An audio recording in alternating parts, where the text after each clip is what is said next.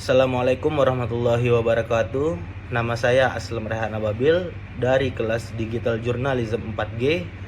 Dosen pengampu Dr. Roziah SPD MA. Saya di sini akan menjelaskan 10 review jurnal yang telah saya cari tentang gaya penulisan naskah, nilai berita, sumber berita, fakta dari penulisan berita media online. Yang pertama, ada nilai berita. Ingat, tidak semua peristiwa dapat dipublikasikan atau layak dijadikan sebagai berita. Nilai berita menjadi patokan layak atau tidaknya suatu peristiwa diangkat menjadi berita. Semakin tinggi nilai berita yang dikandung dalam sebuah peristiwa, maka semakin kuat peristiwa itu diangkat sebagai berita. Beberapa kriteria nilai berita yaitu significance, penting, magnitude, besaran, timeliness, kebaruan, aktual atau hangat, proximity, kedekatan, geografis dan psikologis, prominence, keterkemukaan, ketokohan, human interest, sentuhan manusiawi. Dari Gofur tahun 2020. Yang kedua, ada sumber berita. Saat ini, portal berita online membuat layanan berita melalui platform media sosial selain situs web resmi, aplikasi seluler, dan web. TikTok, Twitter, Facebook, dan Instagram adalah beberapa media yang digunakan.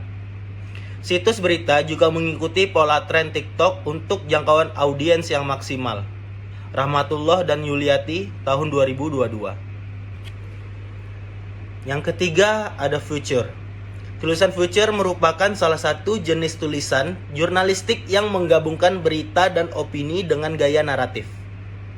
Cenderung mengeksplorasi aspek emosional dan memanfaatkan bahasa yang kaya atau sastrawi untuk mengkomunikasikan pesan.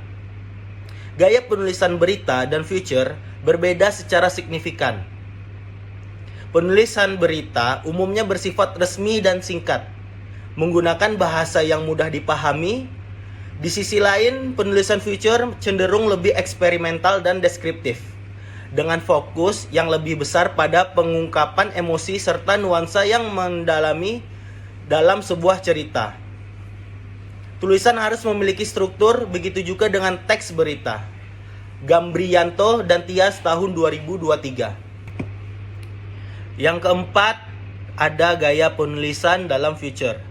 Secara keseluruhan, gaya merupakan bagian penting dari keterampilan menulis yang harus dikuasai oleh penulis.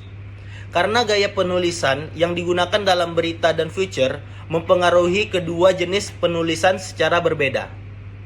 Kalimat-kalimat dalam berita harus diringkas secara singkat namun padat agar mudah dipahami oleh pembaca.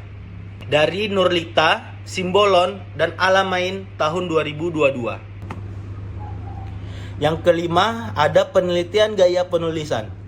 Berdasarkan hasil penelitian dan pembahasan yang telah dijabarkan, maka dapat ditarik kesimpulan bahwa gaya penulisan jurnalistik di Detik Jakbar, terutama dalam konteks berita future human interest, memainkan peran dalam menyampaikan informasi secara jelas, objektif, lebih ringan, detail, menggunakan bahasa yang sederhana, serta menggambarkan semuanya tapi tidak hiperbola. Yang paling penting, mudah dipahami oleh pembaca. Bulkiah Kurniawan 2024. Berikutnya yang keenam, ada citizen journalism. Sebuah karya jurnalistik yang dibagikan secara luas, kemudian dibaca oleh khalayak umum, dapat menjadi sebuah sumber pengetahuan.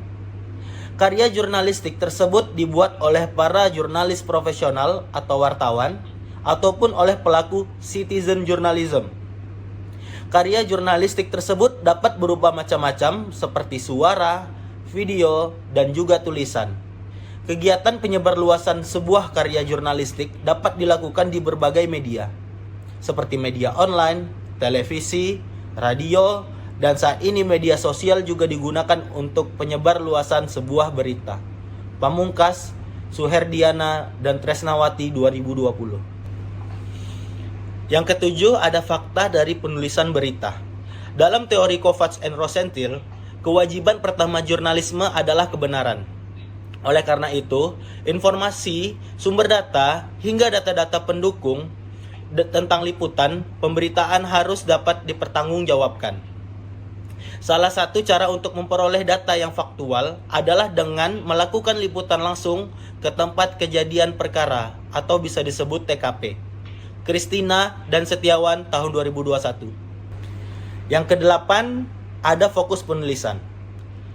Beberapa hal yang harus diperhatikan dalam penulisan yakni tulisan harus spesifik, kalimat aktif dan pasif, kalimat harus pendek, memvariasikan kalimat, membuat alinea pendek, menghindari angka di awal kalimat, menyebut identitas orang, penggunaan kutipan, menghindari merek dagang, tanggal kejadian, menghindari kata-kata mubazir, menghindari istilah yang tidak dijelaskan, menggunakan tata bahasa dan ejaan sesuai EYD, hati-hati dalam membuat singkatan kata, dan jangan membuat pembaca menganggap sudah mengetahui berita sebelumnya, karena pembaca belum tentu mengikuti berita dari awal. Mulyana 2016 153, Mulia 2021. Yang kesembilan, ada editor berita.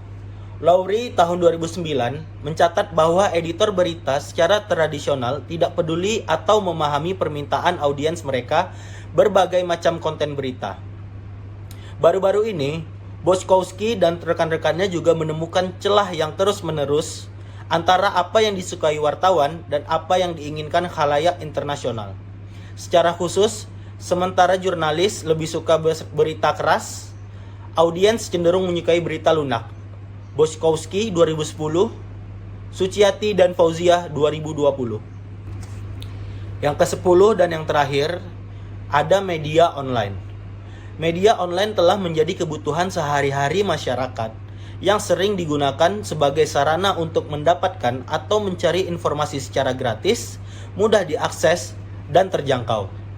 Selain sebagai alat komunikasi virtual, media online juga digunakan untuk memperoleh informasi berdasarkan fakta.